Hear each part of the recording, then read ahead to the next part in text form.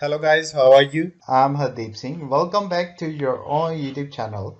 IELTS updates and recent exams. For more updates related to recent IELTS exam writing test topics, listening, reading, practice test, and speaking, you got guesswork.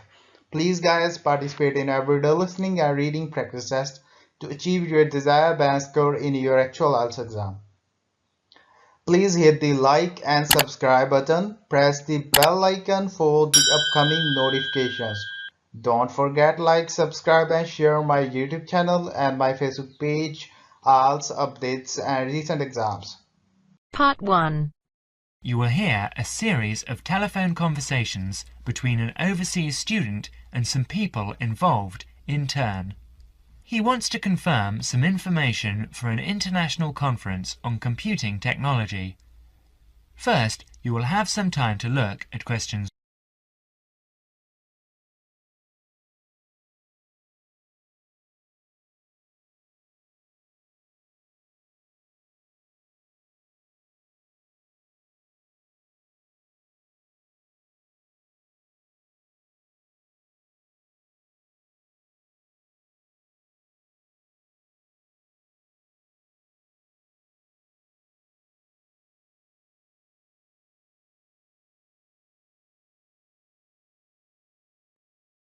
Now listen carefully and answer question.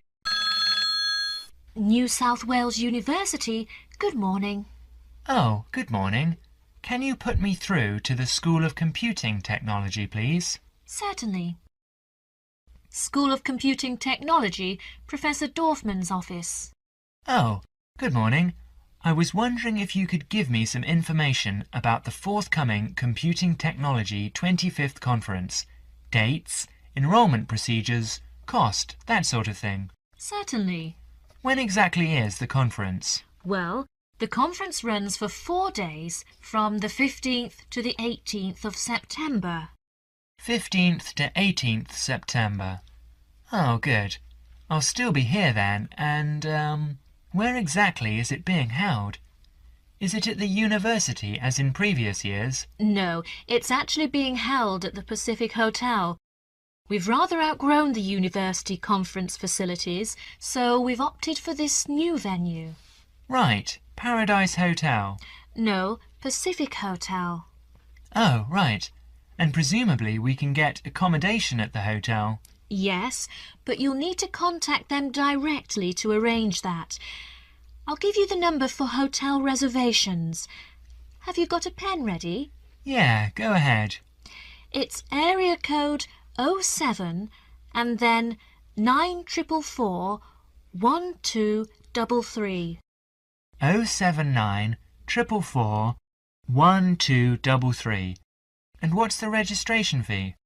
Individual fees are $360 for the 4 days or $100 a day if you only wanted to attend for 1 day. Are there any student concessions?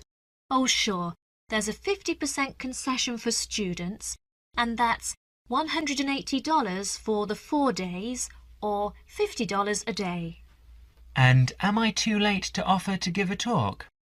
Oh, I'm pretty sure you've missed the deadline for that. Oh, really? But I've only just arrived here in Australia.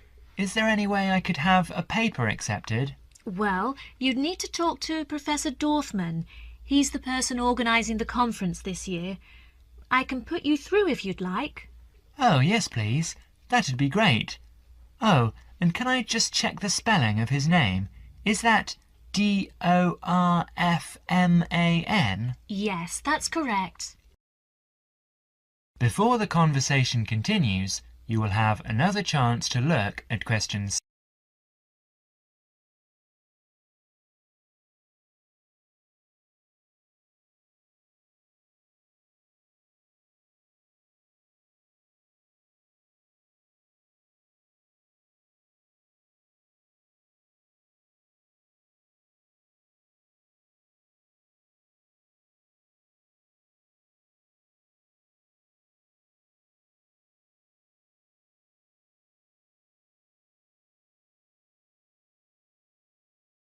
Listen carefully and answer questions. Professor Dorfman speaking. Oh, hello. My name's John Helston. I'm a computing technology student at London University. I'm here in Australia for 3 months, looking at educational application of computing and information technology. Right. I'm interested in giving a talk on my research at the conference, but I believe I may have missed the deadline. Well, strictly speaking, you have. The closing date was last Friday. Oh no! But we may be able to include your paper if it fits into our program. But you'll have to be quick. OK, what do I need to do? Send me an outline of your talk and make sure you include an interesting title for the talk, something to attract the delegates' attention. OK, interesting title, right.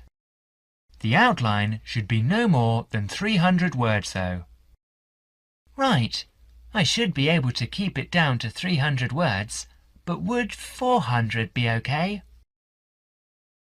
No, not really, because we have to print it in the proceedings and we just don't have the space. Sure, I understand. And also, can you send me a short CV? The usual stuff, name, age, qualifications, that sort of thing. Right, include a brief CV. Actually, you can email it to me. That'd be quicker. Sure, what's your email address? Well, the best thing would be to send it to the Conference Administrative Officer. The address is admin in lowercase, you know, in small letters. Right. So, that's admin at anuconf.edu.au. Right, I'll do that straight away. Thank you very much.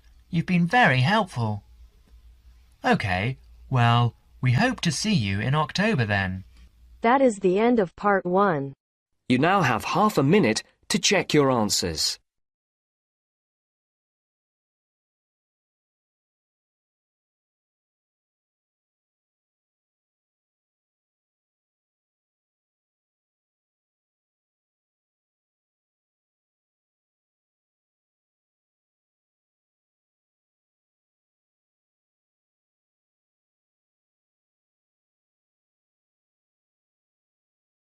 Now turns to part 2. You will hear a guide talk about cooking ginger on the radio broadcast. As you listen, answer questions 11 to 20.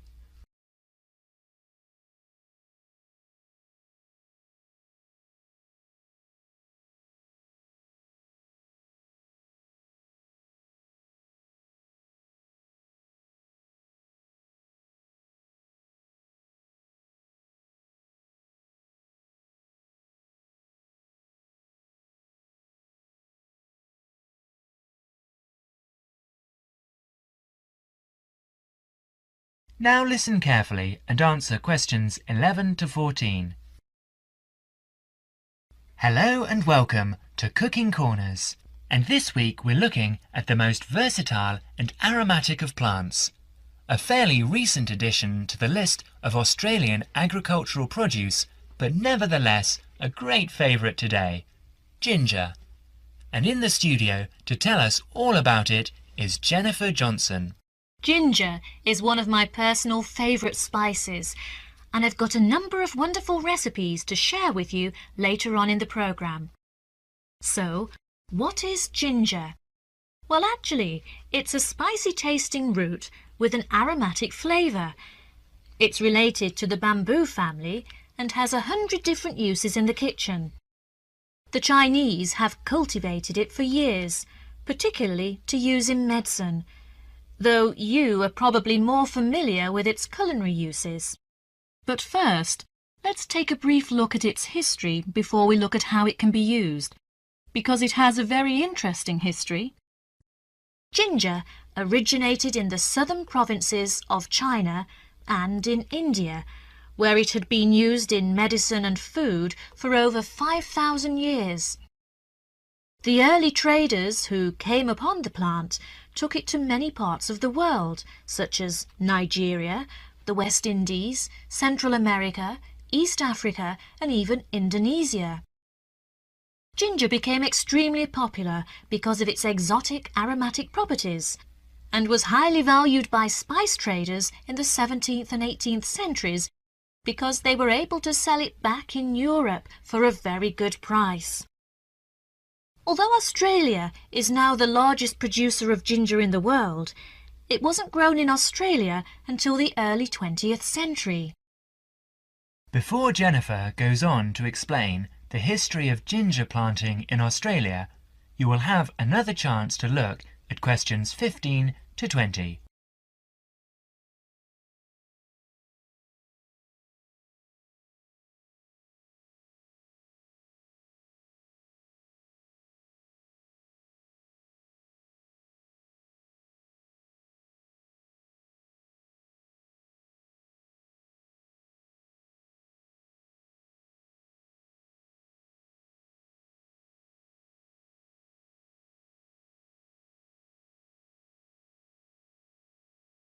Now listen to the rest of the talk and answer questions 15 to 20. Apparently, some pieces of raw ginger found their way to an area about 100 kilometres north of Brisbane in Queensland earlier this century. The comparatively high rainfall and humidity in this area produced conditions which are perfect for growing ginger, so it became well established. But in the early days, the relatively high cost of production placed it as a disadvantage in the market by comparison with the much cheaper ginger produced by other countries with lower production costs. Then, in 1941, the supply of ginger to Australia started to run out. Remember, this was in the middle of the Second World War, when everything was in short supply. This provided a perfect opportunity for the Queensland growers to expand their production and sales.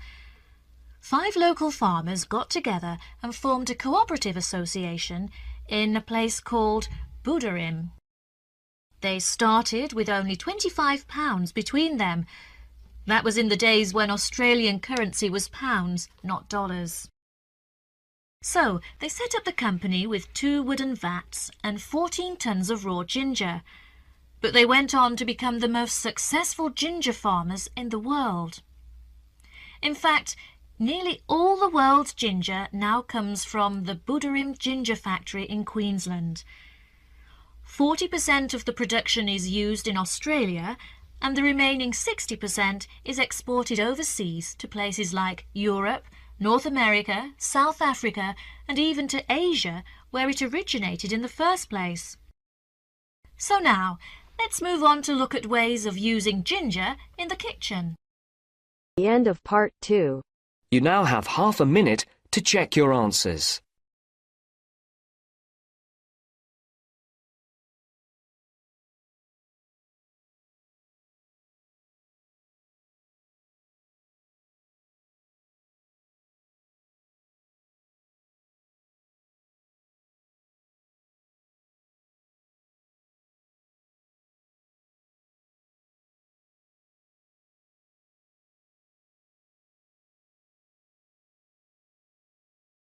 Now turns to part 3. You will hear 2 faculty directors talking about which person in their university to promote. First, you have some time to look at questions 21 to 25.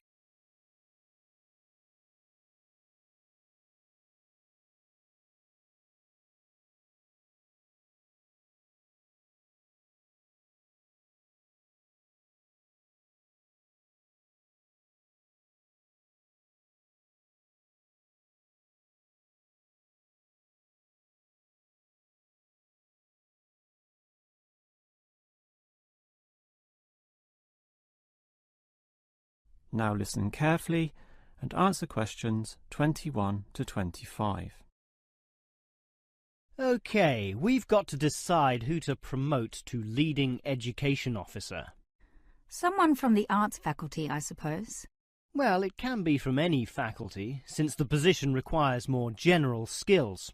handling personnel, settling disputes and motivating them to focus on the task.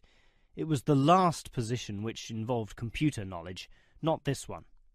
Surely computer knowledge would help. So too would knowledge in the arts. Sure, it would help, but the key criterion is being able to direct the staff appropriately. So it doesn't matter then from which faculty we select our candidates. Not really, but I've already looked at those from computing and rejected them all. Why? They're all too new, lacking in sufficient experience, whereas these ones from the business faculty are long-timers, so we'll take someone from there.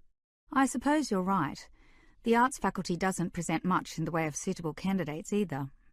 But we'll still have to train the person, teach the ropes, as they say, and he or she will have to expect to do overtime as needed. Of course, it can get so busy that if we were open on the weekend, they'd have to work then as well.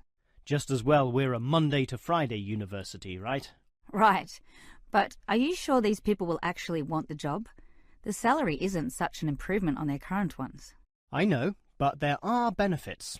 You get overtime rates, a nice place to put your car, as well as additional petrol money if you drive for company purposes, which they'll probably be required to do. But those benefits are quite limited, especially given all the work and responsibility involved. People often don't like that. They prefer the creative freedom of less senior teaching positions. Yeah, I know. But these candidates should realise that if they do this job well, there'll be more promotions down the line. You know how everyone likes having their own office, right? Sure. Well, that would come after a few years, if they're prepared to work hard and grow with the university. Yes, that should attract these people. Before you hear the rest of the conversation, you have some time to look at questions 26 to 30.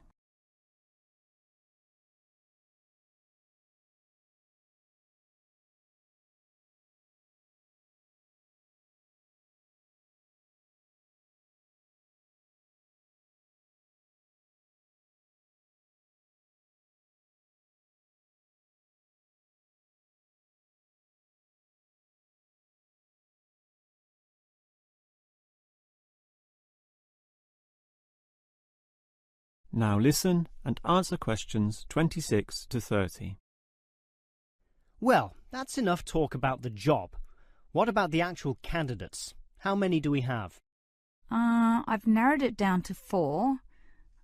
Just using their first names, that's Stephen, Abdul, Lek and Oscar. As you said, there's quite a bit of experience between them, about 34 years in all. What's the exact breakdown of figures? Abdul and Stephen both have 7 years. Lek has 1 more, and Oscar is the most experienced at 12. But who's the most qualified? Stephen and Abdul have an MBA. Oh, sorry, Abdul's got something called a MBP, some foreign thing which translates as Master of Business Practice. I'm not sure what that is, but does he do the job well? Very well, apparently. Better than Lek and Oscar, who hold a degree and some certificates, respectively. But we have to think about any drawbacks. You know, possible issues with any of them. I asked the respective deans for feedback, and I found out that Stephen, the younger one, drinks a bit. So he has a problem with alcohol? No, he never drinks to excess, but at the bar he's often expressed his intention of moving on, of teaching abroad. Ah, he's not stable. Not stable at all, apparently. We'll never know for how long he'll hold the job. We need stable personnel, and people without family problems or sick relatives like the last guy we promoted. What about Abdul, then? Will he do? He might do, except his English language ability is limited. It's functional, but a bit broken, and meaning is sometimes lost. That's not the problem with the next candidate, Lek, who has good language ability, but this job involves handling people, and his dean says Lek's attitude is bad. In what way? His manners are okay, and he's interested in his job, but he believes there should always be adequate leisure in life. He definitely won't work overtime and complains a lot already about his job. But this last candidate, Oscar, is probably not the right one either. Why not? Not another problem with language. His first language isn't English, but he speaks it well enough. He's stable with a good attitude, but his age is the problem. Age is not a problem. That would be ageism, and I don't believe in that. But with his age comes health problems as well, and serious ones at that. Oh, that might be an issue then. The end of part 3. You now have half a minute to check your answers.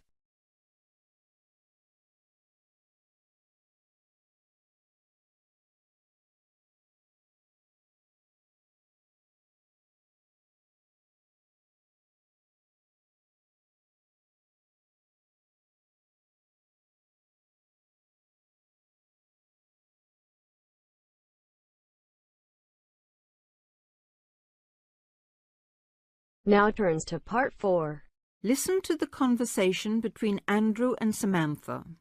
First, you have some time to look at the questions.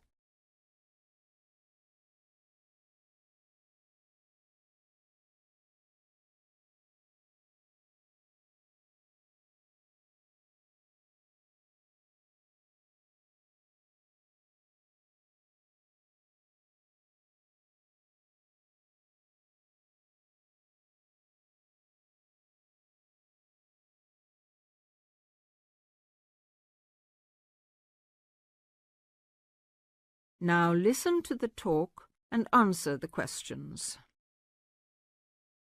Does your work bring you into contact with many overseas students, Samantha? Occasionally. As you know, a solicitor's work is to advise people about their rights when they have any problems understanding how the law operates. They may need help because of injury to themselves or their property, if they've been attacked or robbed, for example. But these are not by any means the main problems I deal with. Really? We know more about crime, I suppose, because we read about it in the newspaper or see it on TV. What other things do people come to you for help with? There are lots of things which don't get nearly so much attention. Sometimes it's to do with relationships in the community, as when bills aren't paid or contracted work isn't completed or neighbours disagree. At other times, it's to do with people not understanding the law and their responsibilities, and this is probably where overseas students have the most difficulty. One interesting example is customs laws, something which every new arrival has to come up against. What is it that overseas students find most difficult to understand about Australian customs regulations? I think it's a shock to many people arriving here for the first time to find out how many things are prohibited. Everyday food items, for example. I mean, when I've been travelling overseas, I've been quite amazed at the lack of concern in some countries about food being brought in from other parts of the world without any check. You mean people arriving into other countries don't have to declare any foodstuffs at all? In some countries, there are lots of warnings about drugs and firearms, and there are usually limits on alcohol and tobacco, and perhaps perfume. But food's not mentioned. Yes, I suppose I never thought about it till I came here.